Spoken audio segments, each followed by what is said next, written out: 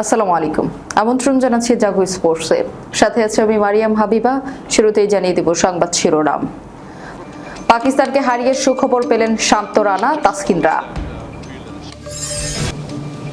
বিসিবির নির্বাচনের তোড়জোড়, গঠন হলো ৩ সদস্যের নির্বাচন কমিশন। দল হিসেবে দেখতে হবে আমরা কোথায় ভুল করেছি, শান মাসুদ। দোয়া করতে বলেছিলাম যেন ১-২ ঘন্টা বৃষ্টি হয়, কামরান আকমল। শুনছিলেন সংবাদ শিরোনাম, এবারে বিস্তারিত। মঙ্গলবার মিরপুরে পাকিস্তানের বিপক্ষে বাংলাদেশ পেয়েছে দুর্দান্ত এক জয়। ব্যাটে বলে আধিপত্য বিস্তার করে জিতেছে টাইগাররা। জয়ের পর ব্যক্তিগত পারফরমেন্সের কল্যাণে আইসিসির র্যাঙ্কিংয়েও এগিয়েছেন টাইগার ক্রিকেটাররা। চলমান আইসিসি বিশ্ব টেস্ট চ্যাম্পিয়নশিপ চক্রে নিজেদের প্রথম সেই জয়ের ম্যাচ এশীয় প্রতিদ্বন্দ্বীদের ১০৪ রানে হারিয়েছে বাংলাদেশ, যেখানে ব্যাট হাতে ম্যাচ সেরা পারফরমেন্স করে সামনে থেকে নেতৃত্ব দিয়েছেন অধিনায়ক নাজমুল হোসেন শান্ত প্রথম ইনিংসে তার ৯ম টেস্ট সেঞ্চুরি করেন এবং দ্বিতীয় ইনিংসেও ৮৭ রানের সমান গুরুত্বপূর্ণ একটি ইনিংস খেলেন। দুর্দান্ত ফর্মে থাকা এই বাঁহাতি ব্যাটার টেস্ট ব্যাটারদের র্যাঙ্কিংয়ে ১৬ ধাপ এগিয়ে তার ক্যারিয়ার সেরা ২৩তম স্থানে উঠে এসেছেন। পাকিস্তানের বিপক্ষে দারুণ নৈপুণ্য দেখিয়ে বাংলাদেশের জন্য দুই ব্যাটার মুশফিকুর রহিম এবং মুমিনুল হকও ১২ ধাপ এগিয়ে যৌথভাবে ৩৫তম র্যাঙ্কিংয়ে উন্নত করেছেন। একই সাথে টাইগারদের দুই পেসার এবং একজন বাঁহাতি স্পিনারও বোলারদের র্যাঙ্কিংয়ে এগিয়েছেন। পাকিস্তানের উপ ইনিংসে ২টি করে উইকেট নিয়ে তাইজুল ইসলাম ৩ ধাপ এগিয়ে বোলারদের র্যাঙ্কিংয়ে ১৩তম স্থানে উঠে এসেছেন। অভিজ্ঞ পেসার তাসকিন আহমেদ ২০২৪ সালের শেষের পর তার প্রথম টেস্ট ম্যাচে ৪ উইকেট নিয়ে পুনরায় র্যাঙ্কিংয়ের ৪৮তম স্থানে জায়গা করে নিয়েছিলেন। মিরপুর টেস্টের দ্বিতীয় ইনিংসে ম্যাচ নির্ধারিত ৫ উইকেট নিয়ে ডানহাতি ফাস্ট বোলার নাহিদ রানাও ৫ ধাপ এগিয়ে ৬৪তম স্থানে উঠে এসেছেন। পাকিস্তানের জন্য কিছুটা সুখবর রয়েছে। প্রথম ইনিংসে ৫ উইকেট নিয়ে পেসার মোহাম্মদ আব্বাস বোলারদের তালিকায় পুনরায় ২৮তম স্থানে ফিরে এসেছেন।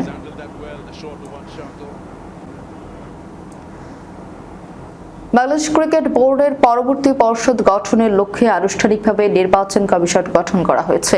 বুধবার বিসিবির মিডিয়া বিভাগ থেকে পাঠানো এক সংবাদ বিজ্ঞপ্তিতে এই তথ্য নিশ্চিত করা হয়েছে। ২৩ সদস্যের এই কমিশন আগামী নির্বাচনের সকল কার্যক্রম তদারকি ও পরিচালনা করবেন।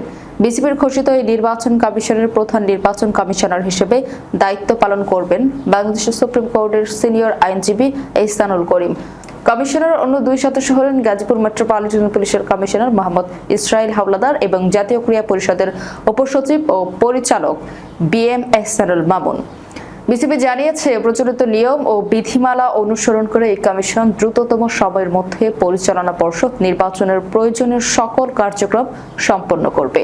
উল্লেখ্য, গত ৬ অক্টোবর অনুষ্ঠিত নির্বাচনের মাধ্যমে আমিনুল ইসলাম বুলবুল বিসিবির সভাপতি নির্বাচিত হয়েছিলেন। তবে নির্বাচনের কারচুপি, অনিয়ম এবং বিশ্বকাপে অংশগ্রহণ নিয়ে সৃষ্ট জটিলতায় জাতীয় ক্রীড়া পরিষদ ওই বোর্ড ভেঙে দেয়।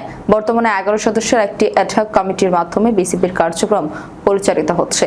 এই কমিটির নেতৃত্বে রয়েছেন জাতীয় দলের সাবেক অধিনায়ক তামিম ইকবাল। নতুন এই নির্বাচন কমিশন গঠনের মাধ্যমে বিসিবিতে একটি নির্বাচিত ও স্থায়ী পর্ষদ গঠনের পথ প্রশস্ত হলো।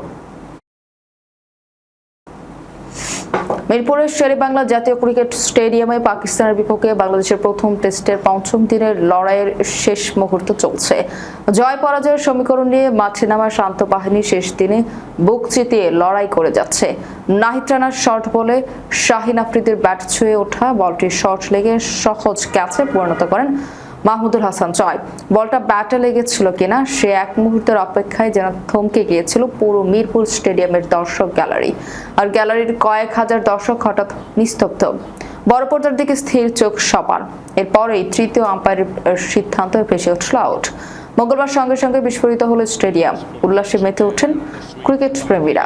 সেই সঙ্গে নিশ্চিত হয় নাহিদ রানার ৫ উইকেট সঙ্গে পাকিস্তানের বিপক্ষে বাংলাদেশের টানা তৃতীয় টেস্ট জয়। এর আগে ২০২৪ সালে পাকিস্তানের মাটিতে ২-০ ব্যবধানে সিরিজ জয়ের পর এবার ঘরের মাঠে অবিস্মরণীয় এক জয়। শেষ দিনে এক সেশনে পাকিস্তানের ৭ উইকেট নেই। আর এমন উইকেট হারানোর পর হাত থেকে ফসকে গেছে সিরিজের প্রথম টেস্টও। পাকিস্তানকে ১০৪ রানে হারিয়েছে বাংলাদেশ। অবশ্যই এই হারের দায় নির্দিষ্ট কাউকে দিতে নারাজ পাকিস্তান দলের অধিনায়ক শান মাসুদ। ম্যাচ হারের পর সংবাদ সম্মেলনে তিনি বলেন, আমি কখনোই দোষারোপ খেলায় বিশ্বাস করি না। আমি নিজে দায়িত্ব নিচ্ছি। তবে আমার প্রচেষ্টা সবসময় এটাই যে একটি ভালো টেস্ট দল হিসেবে গড়ে উঠতে আমরা কি ভালো করছি এবং কোথায় আর উন্নত করা যায়। তিনি বলেন, হারের পর আবেগপ্রবণ হওয়াটা স্বাভাবিক, তবে আমাদের বিষয়টিকে বাস্তবিকভাবে দেখতে হবে। আপনার পয়েন্টটি একদিক থেকে ঠিক, কিন্তু একটা দল সবসময় অভিজ্ঞ ও নতুন সংমিশ্রণে তৈরি হয়। সফরকারী অধিনায়ক বলেন, আপনাকে আলোর কথাও ভাবতে হবে। আমার মনে হয় না 75 ওভার খেলা সম্ভব ছিল। আরেকটা সময় গিয়ে আপনাকে কন্ডিশন ও পরিস্থিতি পর্যবেক্ষণ করতে হবে। দুজন সেট ব্যাটার যখন খেলতে নামলো তখন আমরা ভালো অবস্থানে ছিলাম। শান মাসুদ বলেন, টার্নিং পয়েন্টের কথা যদি বলি তাহলে ম্যাচে অনেক টার্নিং পয়েন্ট ছিল। আমরা একজনের উপর দায় দিতে পারি না। আমাদের দল হিসেবে দেখতে হবে আমরা কোথায় ভুল করেছি। তিনি বলেন, দেখুন একটু আগেও আমি যেটা বললাম, 5 দিনের একটা টেস্ট ম্যাচকে আপনি একটা আউট কিংবা ঘটনার উপর দায় চাপিয়ে দিতে পারেন না, কারণ অনেক কিছুই আছে যেটা দল হিসেবে আমাদের ভালো করতে হবে।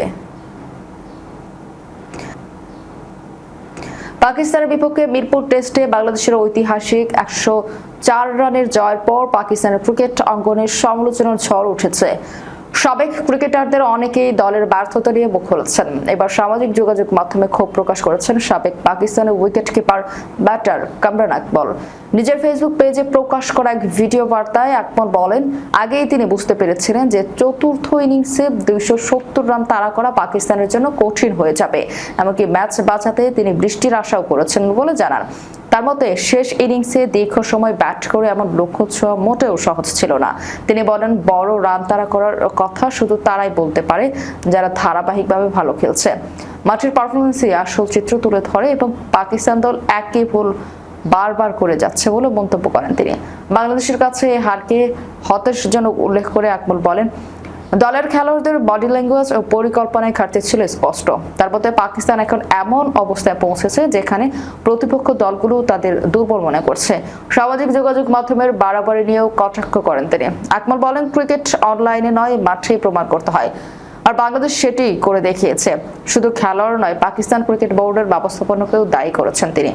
ঘরোয়া ক্রিকেটের মান ও খেলোয়াড় নির্বাচনের পদ্ধতিতে পরিবর্তন না আনলে ভবিষ্যতে আরো বড় বিপর্যয়ের মুখে পড়তে হতে পারে বলে সতর্ক করেন আকমল। তবে সমালোচনার মাঝে বাংলাদেশের প্রশংসা করতে ভোলেননি তিনি। বিশেষ করে নাজমুল হোসেন শান্তর নেতৃত্ব এবং নাহিদ রানার গতিময় বোলিং এর প্রশংসা করে আকমল বলেন, বর্তমান বাংলাদেশ দল টেস্ট ক্রিকেটে যে কোনো শক্তিশালী প্রতিপক্ষকে হারানোর সামর্থ্য রাখে।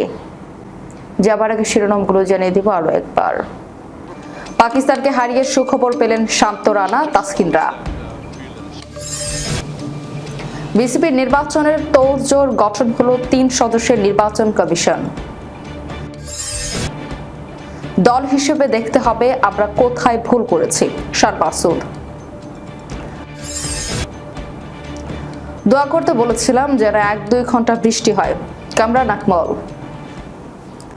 এই ছিল এখনকার মতো। পরবর্তী সংবাদ দেখার আমন্ত্রণ রইল। ধন্যবাদ সবাইকে। আল্লাহ হাফেজ।